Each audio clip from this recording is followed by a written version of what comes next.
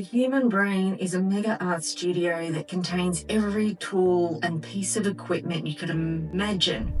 From the cones in our eyes that detect colour to the fuzzy-form facial area that creates reusable templates for recognising objects, not just faces, by the way.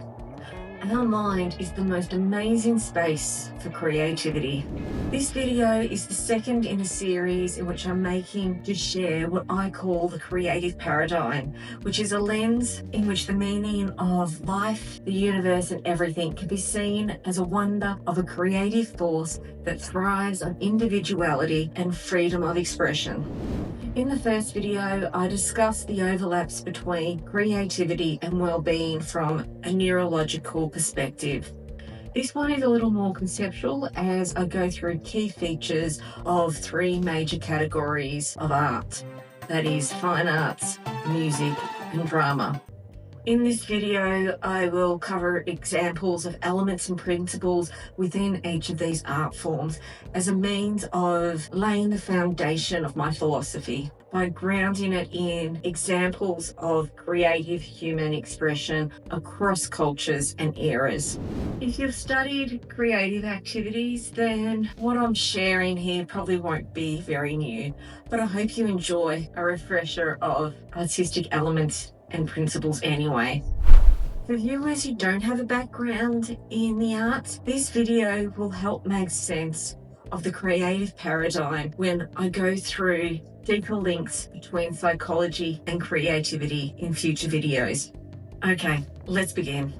Art is life, life is art. This sentiment has been expressed by many creatives, and it pretty much sums up the creative paradigm. Our thoughts, emotions, and actions are all expressions in their own right.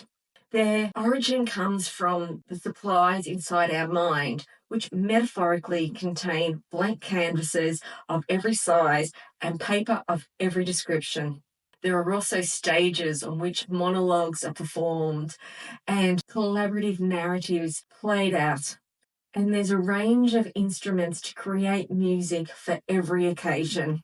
This covers the three main categories of art: the visual, the audible, and the physical.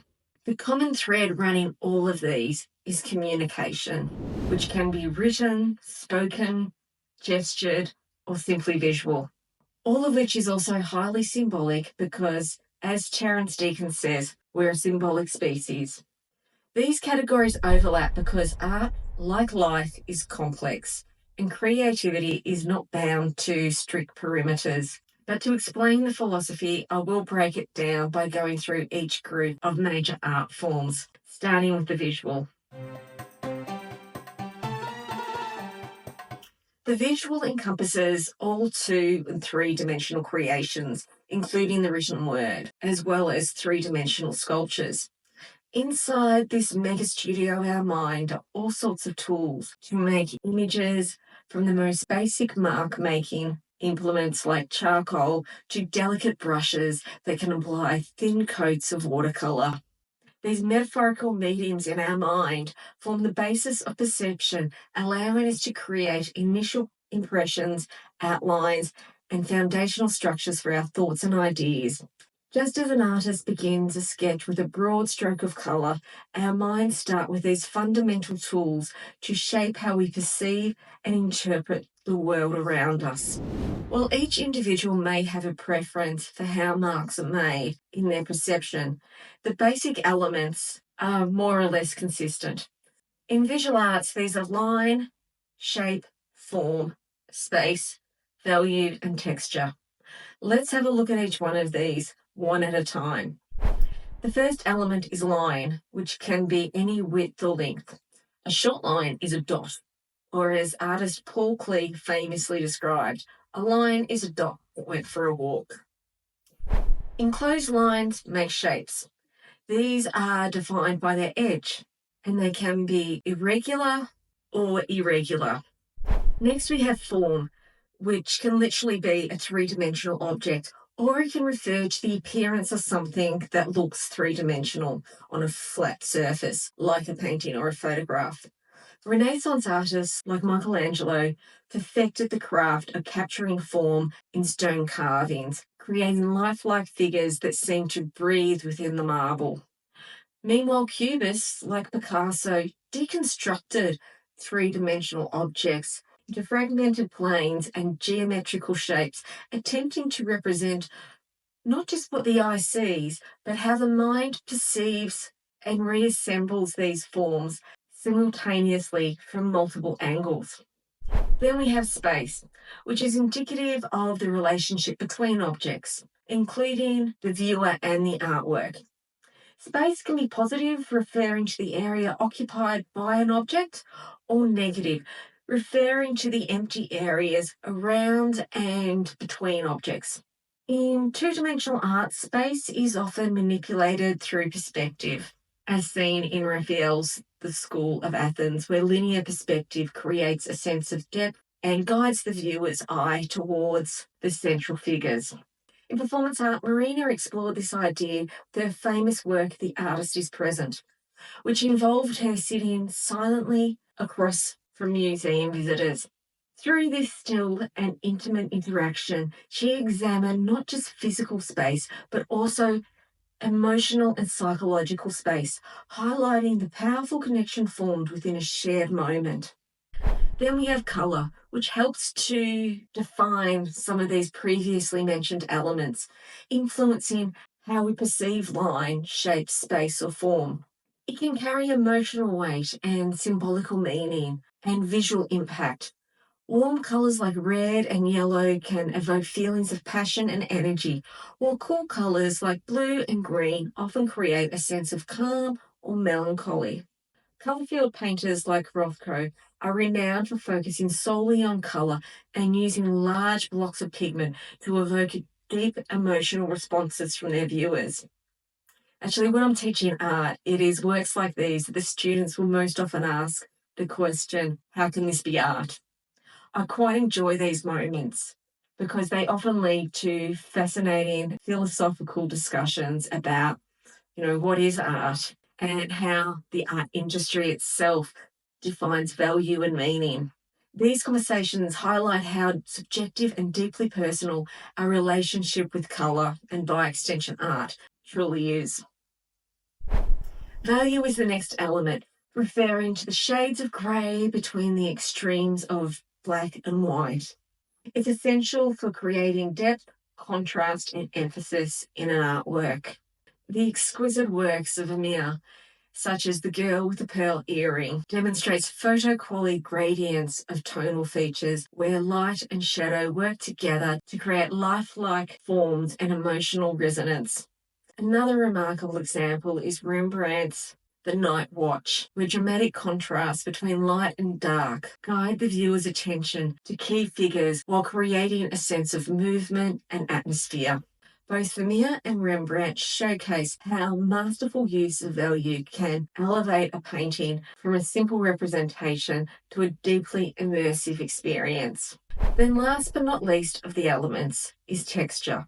Texture refers to the surface quality of an artwork, so how it literally feels or appeals to feel. It can be real as the roughness of an impasto painting where thick layers of paint create a tactile surface, or implied where an artist skillfully mimics texture with brushstrokes or shading. Texture, whether real or implied, adds richness and sensory depth, engaging viewers on both a visual and emotional level. Regardless of what tool is used, these basic elements are the building blocks to which all else in visual art is made. How these building blocks are used are described in terms of principles. That is balance, unity, variety, emphasis, movement, pattern, proportion, and hierarchy. So starting with balance. Balance in art refers to the way visual weight is distributed across a composition to create a sense of stability, harmony, or tension. Balance can be symmetrical, where the elements on either side of the central axis are mirrored, or asymmetrical, where visual weight is distributed unevenly but still achieves equilibrium. For example, Da Vinci's The Last Summer demonstrates symmetrical balance with Christ placed in the centre, anchoring the composition, while the apostles are evenly grouped on either side. In contrast, the Great Wave of Hanaguana showcases asymmetrical balance, with a massive wave dominating the left side, while Mount Fuji provides a smaller counterweight on the right.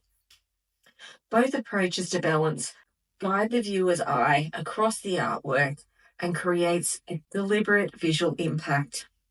Unity is the principle that ties together all the elements of an artwork, making them feel like they belong together. This can be achieved through consistency in colour, shape, theme, or texture. So, for example, Monet's Water Lily series achieves unity through repeated shapes and soft brushstrokes and consistent colour palette of blue, greens, and purples. Similarly, Mondrian's composition of red, blue, and yellow uses geometric shapes and primary colours to create a harmonious and cohesive composition. Unity allows elements to come together into a single meaningful whole, preventing the artwork from feeling chaotic or fragmented. Variety. Variety introduces contrast and difference to an artwork, preventing it from becoming monotonous or overly uniform. This principle keeps the viewer's eyes engaged while introducing variations in colour, shapes, textures, or patterns. In this work by Van Eyck, variety is achieved through the interplay of different textures and materials. The luscious fabrics of the woman's green gown contrast with the smooth, reflective surface of the convex mirror behind her. And the rich wooden texture of the furniture adds yet another layer of visual interest, while the intricate detailing of the chandelier and the dog's fur creates further variety. Similarly, Giuseppe's painting Summer showcases an imaginative use of variety by constructing a human face entirely out of fruits, vegetables, and flowers, each with its own distinct texture, shape, and colour. Variety ensures the viewer remains captivated and exploring every detail within the composition. Emphasis. Emphasis is used to draw attention to the most important part of an artwork, guiding the viewer's focus to a particular subject, area, or detail. Artists often use contrasting colours, sharp lines, dramatic lighting, or other ways to create emphasis. In The Calling of St. Matthew, we see a contrast between light and dark, spotlighting Matthew amidst a dimly lit scene. Similarly, Frida Kahlo's The Two Fridas uses emphasis by juxtaposing two figures, one dressed in a traditional clothing and the other in European-style dress, highlighting the emotional tension within her dual identity. Emphasis ensures that the viewer's attention is immediately drawn to the central message or focal point of the piece.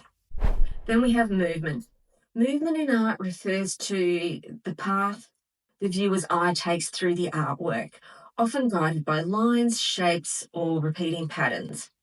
It can also refer to a sense of physical motion implied in the composition. So like Van Gogh's Starry Light, where the swirly brushstrokes create a sense of fluid, circular movement, making the night sky feel alive and dynamic.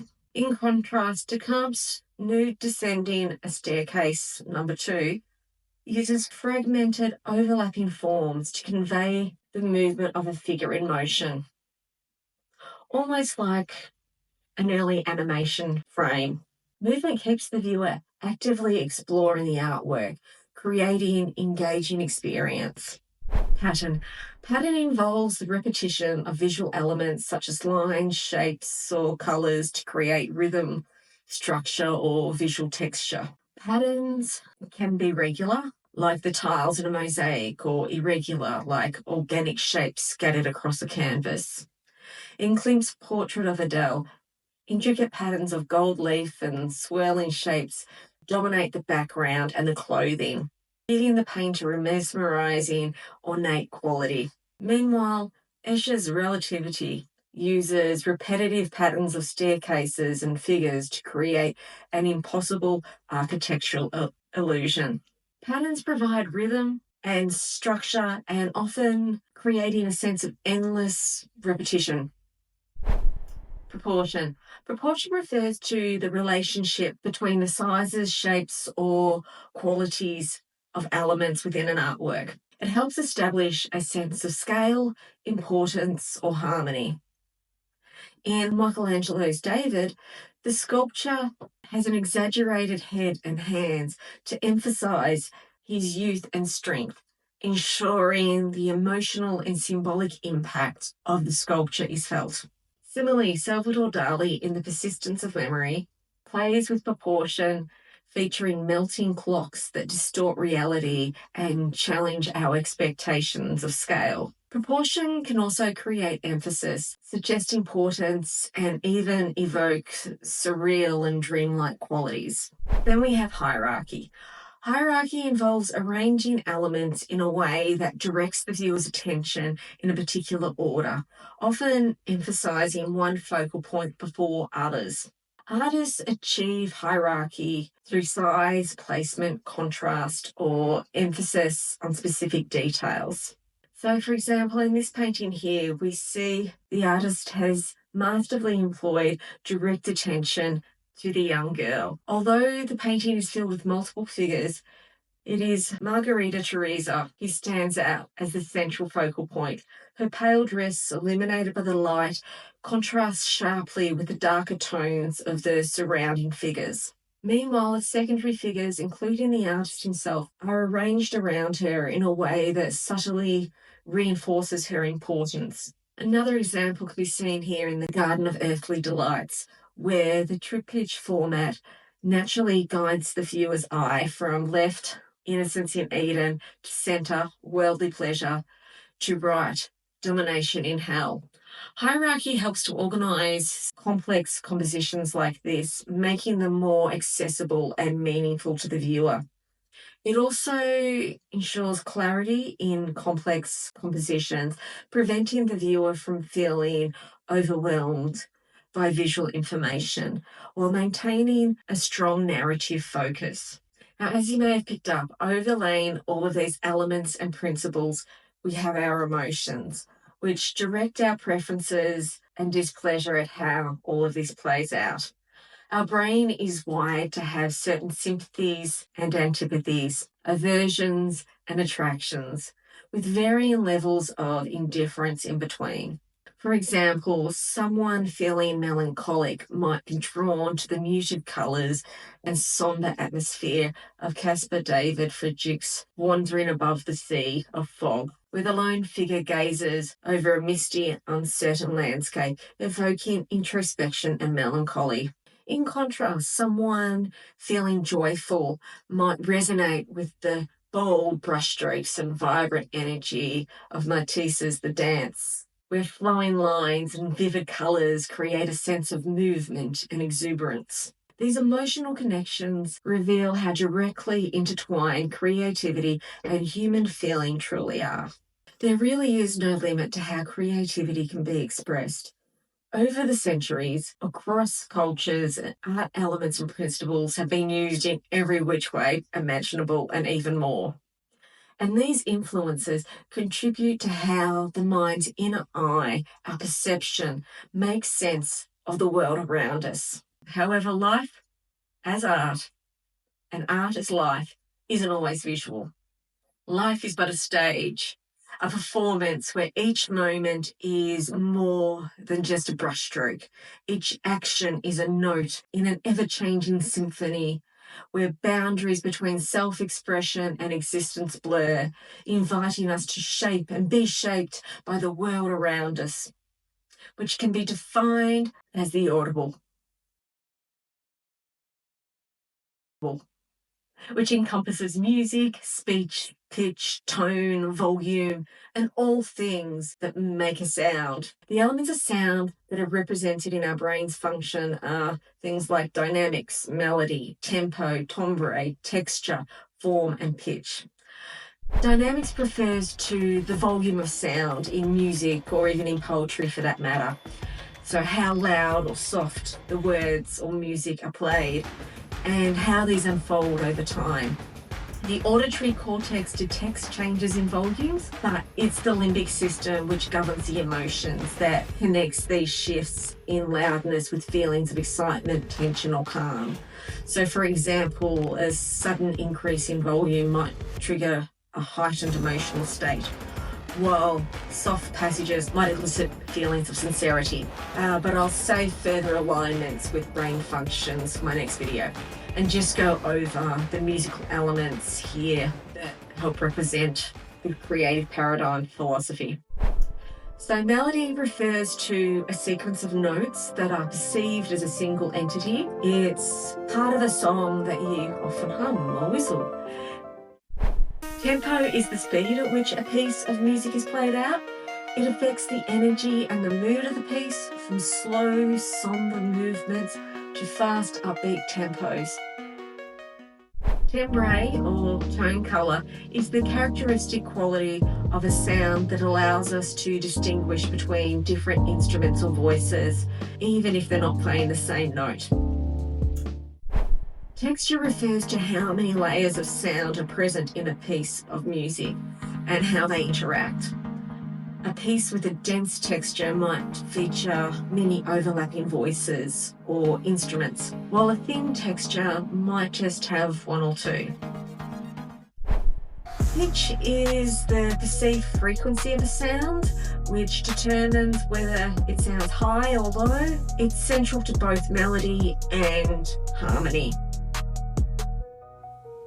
And like in the visual arts, there is a set of principles for how these musical elements can be described, which are variety, unity, balance, contrast, repetition, emphasis, proportion, movement, and rhythm, which are all essential to how we experience and engage with music. Each principle not only shapes the structure of the musical composition, but also influences how our brains process and emotionally respond to the music.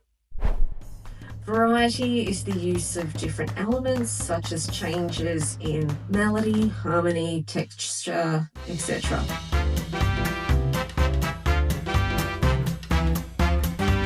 Which is done in order to avoid monotony and keeping the listener engaged. Because the brain really thrives on novelty, and variety taps into our curiosity and attention.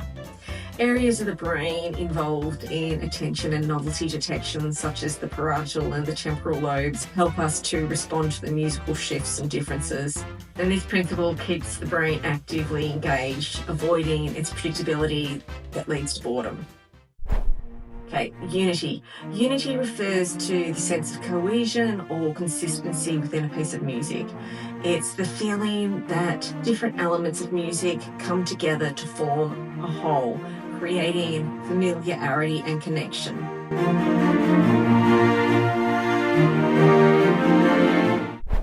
Balance in music refers to the even distribution of musical instruments, such as rhythm, melody, harmony, dynamics, to create a harmonious, stable structure.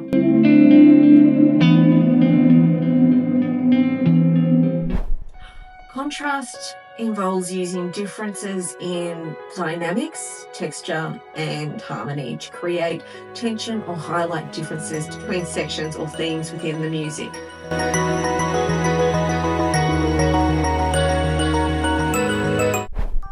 Repetition is the reoccurrence of musical instruments, like a phrase or rhythm or motive, throughout a piece. It can create familiarity and reinforces the structure of the composition.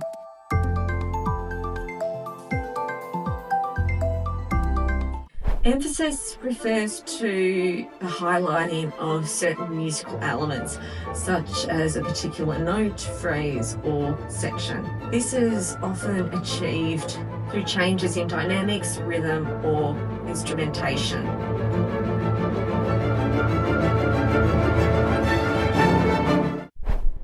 Proportion involves the relationships between different sections of elements of composition in terms of their length, size, or importance. It refers to how well parts fit together to create a balanced, cohesive whole.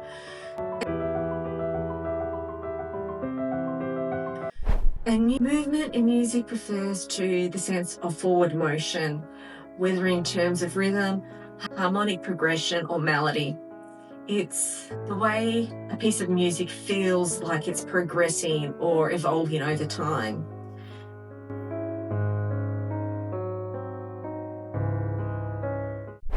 Rhythm. Rhythm is the pattern of beats and time intervals in music, providing structure and organisation to the music. It can be regular or fast or slow, and is fundamental to musical identity.